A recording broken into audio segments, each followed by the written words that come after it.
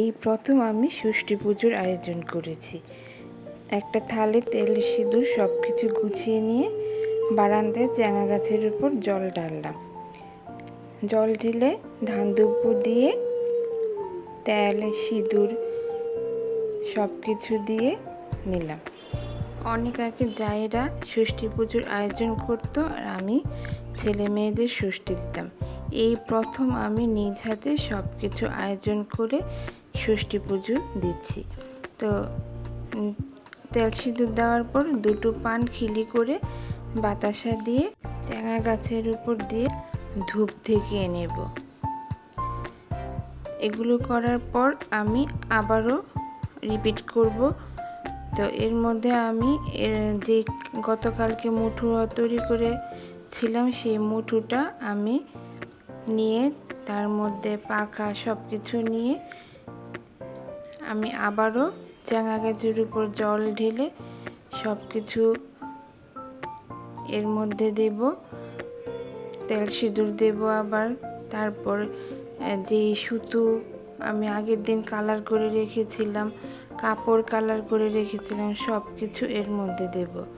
তারপর সাট করে একে একে সব কিছু আমি গাছের মধ্যে পরিয়ে দেব।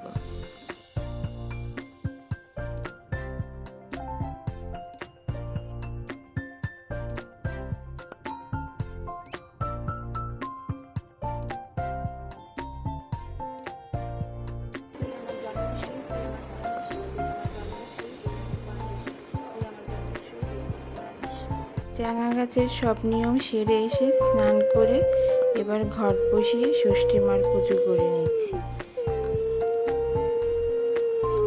কলা পাতায় সব রকমের ফল দিয়ে মাকে পুজো করে নিচ্ছি।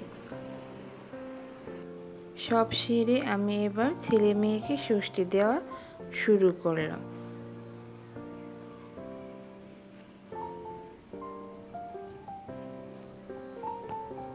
পাখার বাতাস দিয়ে তারপর ষষ্ঠী পুজোর যে সুতোটা আমি রেখেছিলাম ধান দুব্বো দিয়ে, এই সুতাটা পরাবো। মুঠোর জল দিলাম, হাতে সুতা বেঁধে দিলাম।